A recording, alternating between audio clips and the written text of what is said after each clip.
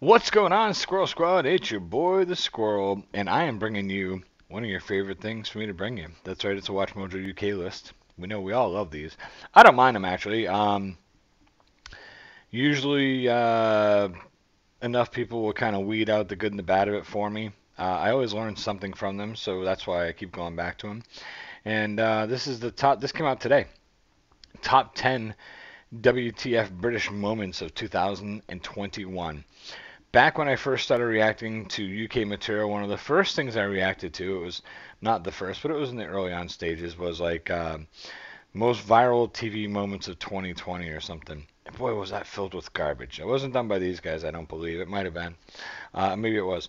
I'm hoping this is better, because that was like reality show crap, and it just wasn't that. It wasn't that good. But let's see what the top 10 WTF British moments of 2021 are. If you're new, subscribe. We're doing this. Let's go. Welcome to WatchMojoUK, and today we're counting down our picks for the top 10 WTF British moments of 2021. I was thrown out of the meeting. So was Councillor Burthill. So was Councillor Brewerton. Please let the chairman Mrs. Weaver, please. If you disrupt this meeting, I will have to remove you from it. Before we I've seen that. begin, we publish new content every day, so be sure to subscribe to our channel and ring the bell to get notified about our latest videos. That's right, for this list we're looking at the most baffling events to hit the UK this past year. Let us know in the comments what the weirdest thing to happen to you this year was. Number 10, Kissgate. I've been to see the Prime Minister to resign as Secretary of State for Health and Social Care. Whitehall's had no shortage of scandals over the years, but perhaps none is more embarrassing than Kissgate. Former Health Secretary Matt Hancock was filmed on CCTV getting up to no good with one of his advisors, and the footage was ultimately released by the tabloids. Steamy there with the Hancock hands, was buddy. forced to resign for his violation of lockdown rules, and it's only been downhill for him from there. So he gets caught making out with the woman that works for him. So apparently it wasn't like a what do you call it, an adultery thing. Nope, he violated COVID rules. Blackballed for life. Out of the public eye for a while, he released and promptly deleted a Partridge-esque comeback video in his own constituency before announcing he'd landed a job at the UN. Yeah, keep positive. That's my thing. Good stuff. Nice to meet you. Take care. And subsequently, upon looking into Hancock's career, the UN rescinded its job offer. Number 9, Nessie Arrest. Wow. See, I don't know, whatever. I don't know if the guy was married and he was cheating or something, then that's not cool at all. But if they were just like making out at work and they were both single, they broke COVID rules, you get blackballed for that. That's crazy, huh? What a screwed up world we live in. Nessie! The historic COP26 climate summit took place in Glasgow throughout November, but not everybody who attended was invited. Indeed, nobody intended for the Loch Ness Monster herself to make a grand appearance, and so far from Loch Ness too. But she did, and she was promptly arrested by Glaswegian coppers for causing a disturbance.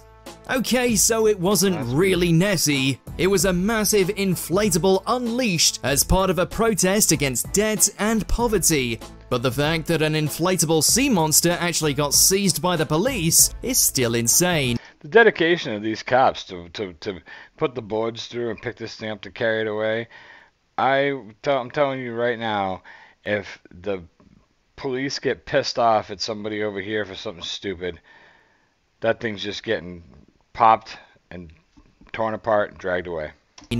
It's definitely something you wouldn't see in any other country.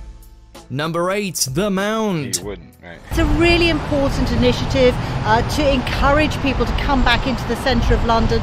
After years in the works, Westminster Council was finally able to reveal its crowning glory, the Mound, a large artificial hill located in Marble Arch, London, intended to bring a bit of nature back to this bustling metropolis. Bring a bit of nature back with a fake hill. Okay, I'm following. Of course, Londoners being Londoners, nobody was impressed with the abysmal pile of mud and astroturf, especially not when the council kept revising its estimates of how much it cost. Initially quoted at £2 million of public money, this figure eventually rose to £6 million. Something new, something interesting that people hadn't been able to do before, and this really fits the bill. And after the massive backlash, the Mound was made. Someone tell me, what is she talking about? Something people have never been able to do before. Walk upstairs up a fake hill? I mean, I guess I've never walked up a fake hill before, but like, I'd be pissed if my tax money went to this thing. Ooh. Maybe I'm missing something. So far, just looks like they said, a big fake. Oh, this looks like an abomination. Free to enter. Yep, they were really charging people to walk to the top and back down again. Number 7. Euros Final. 2021 became a monumental year for English football, as the England team went all the way to the finals in the Euros. The final against Italy was tough, and we ultimately lost on penalties after being 1-1 for most of the match. But what makes the final a WTF moment was the behaviour of the fans. Notably, lax security meant rowdy England fans were able to storm Wembley Stadium. Ticketless supporters invaded the stands, even stealing the seat of the Italian coach's young child. To make matters worse for England, the treatment of the players who lost those penalty kicks brought shame upon the country. Yeah, I remember that. That was screwed up. Yeah, I don't know. UEFA was forced to discipline England fans for the shocking scenes. Number 6, National Rail goes grey. When His Royal Highness Prince Philip, the Duke of Edinburgh, passed away in 2021, all the stops were pulled out by various people and places wanting to pay their respects. Beyond the BBC's non-stop coverage of the Duke's passing, National Rail decided to solemnly turn its entire website grayscale. This was widely mocked and lambasted, as it's clear nobody asked them to do this. But far from just being ridiculous, it also meant people with certain disabilities like colorblindness were unable to use the website to buy train tickets until it was restored to the original style. We wonder what Philip... I don't understand that part of it, because if it was color-coded and everything went gray, then the people who weren't colorblind wouldn't be able to tell the difference between the colors either. So I think that affected everybody, really, right? Because I was thinking about it like, holy shit, if there's like different color lines, I'm not going to know which is which. So you'd have to read it. I'd imagine you can read it and it'll say red line, green line. I don't know. But I don't understand. I think that with colorblind people have a bigger disadvantage. Without color, everybody's disadvantaged because nobody knows what the heck it means. I don't know. Philip would have had to say about this gaffe. Number 5, Null Points. Sometimes I know my fire burns low, but as long as you're with me, I'll never get cold. It's not the first time the UK has gotten null points at Eurovision, and we sincerely doubt it will be the last, but it was still a spectacle to behold. Relatively unknown singer James Newman went to the Netherlands to represent the UK this year with a song called Embers, referring to us coming out of lockdown. Out of the embers, you and I gonna light up the room. Whether it was Newman's lack of range, the forgettable melody, those two massive trumpets, or the continued chaos of Brexit, the UK received 0 points across the board. Still, his song was better than Gemini's back in 2003, so that's something to be proud of. And getting null points makes you almost as noteworthy as actually winning. Number 4, the Line of Duty finale. If there's anything I can do, just let me know. After years following the exploits of At some point, someone's going to say that either to another person or on a show, like, if there's anything I can do, just seriously, I'm here for you. Pick up the phone. Actually, I need an oil change. I've got no groceries in the house at all. My dog has this problem where he needs to actually be wiped after every time he goes to the bathroom, so I can use you to walk him for the next month just so I don't have to deal with him. You get time for more? Corruption Unit 12, as they tried to take down a shadowy cabal of ex-coppers, fans were finally able to discover the identity of H, the code name for the organised crime group's chief agent within the police. Give us his name. Suffice to say, fans were not happy with the reveal, though we're not going to spoil it here. If you haven't seen it, don't worry. It was resoundingly an anticlimax and not at all what anybody wanted Jed Mercurio to do. Mercurio himself has gone to bat for the ending, while star Martin Compston was sympathetic to fans' disappointment. Come off it, no way. Number 3, Geronimo the Alpaca. You're not taking him off this farm. August 31st, 2021 marked a dark day for Britain. Geronimo the Alpaca, that may or may not have had bovine tuberculosis, finally left this world after being seized by DAFRA agents. The media circus around Geronimo was absolutely baffling, and it seemed to be the only thing papers were talking about for weeks. I'm absolutely disgusted by this government. The situation got worse when leader of the opposition, Keir Starmer, decided to comment on the story, saying that Geronimo has to die if the tests say he has TB. I cannot consent to have a healthy animal euthanized. Months on, and even the post-mortem has been inconclusive about whether Geronimo had the disease at all. Even personal appeals to Boris Johnson couldn't save Geronimo in the end. So they never told anybody whether or not this alpaca deserved to die. Did he actually? I mean, probably didn't deserve to die either way. But I mean, if it's a disease, it's going to spread through the whole herd and wipe it all out. Then yeah, unfortunately, you're going to have to extinguish this one. But to never tell anybody whether or not this animal actually had it, that's kind of weird. Number 2, Hanforth Parish Council meeting. Yes, this was epic. I know about this one. I was on just until recently. I was on the advisory committee of my town. Basically, it's like the finance committee. You approve all the budgets for everybody, blah blah blah. You set the town budget, all that crap. And one night, one of our meetings, somebody was like, "Hey, you guys seen this?" And they passed it around through an email with the link, and we watched it. Oh, these folks are something.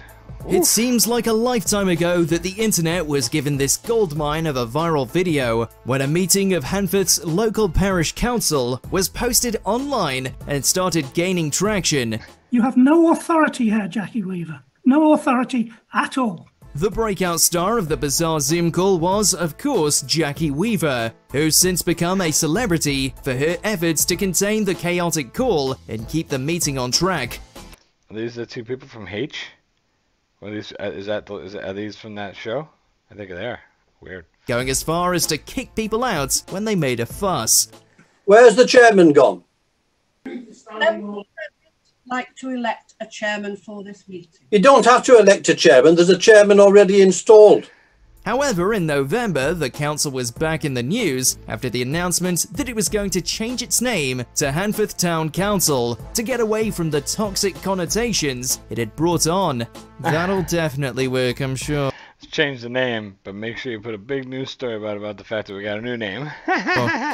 Number 1, Piers Morgan quits GMB. The damage to the monarchy here should not be underestimated. I remember seeing this clip, and do you see what just happened right there? Let me see if I can go back for like a half a minute. Look right here. Look at, see how his hand disappeared? So like, this was the magic of the news across the world during this big COVID stuff.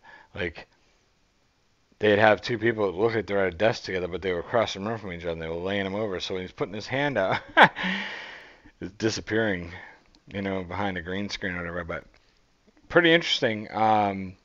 The way they did it, they made it look really good until people like Piers started reaching his hand too far out into the nether. But other than that, it looked alright. Underestimated. After spending years mocking so-called liberal snowflakes for being easily offended, Piers Morgan stormed off the set of Good Morning Britain, following some criticism from weatherman Alex Beresford. Those two things have detonated as you know, a racially charged bomb at the palace. The issue was Morgan's claim that Meghan Markle, his mortal enemy, was lying about being mentally ill, which came when Morgan was the spokesperson for a mental health awareness campaign. Rather than perhaps debate Beresford or have an actual conversation with him about his relentless attacks on Markle, Morgan marched off set never to return. Some speculated it was a public stunt and that Morgan was going to join GB News, but that didn't happen. Okay, I'm done with this. No. Sorry, no. Sorry. Do you know what? That's pathetic. You can track him, mate, but not my No. See you later. I'm being... Sorry, can't do this. This is absolutely diabolical behaviour. He's since been replaced by Richard Madeley, and GMB hasn't been the same since. Do you agree? Has it been better or worse? Let me know in the comment section. Has GMB been better or worse since Piers Morgan left the show? Who knows, right? I don't know. I mean, you guys would know. I wouldn't know. But How was that? The flake snow. Oh, what? Oh, top 10 British snacks that don't exist anymore? Oh, gotta check that one out. Anyways, we'll check that out in the future. What did you think of the top 10 what the F British moments of 2021? What would you have put on the list? And what do you think was ridiculous that it was on the list? You know, let me know. I want to know what really screwed up moments you think were better top 10 than something that was there. Gosh, those old people at the council, I can't remember the name of it right now, but wow, they were, I must have watched that video a bunch of times. Then like the extended cut came out. It was like getting the director's cut of Star Wars. Like, whoa, it's exciting. There's more footage. Unseen footage. I gotta go. You guys be good. I hope you enjoyed it. Let me know. I know some of you guys are gonna hate it just because it's Mojo. But I thought that was pretty decent. I thought it was a good one. You guys be good. Scroll up.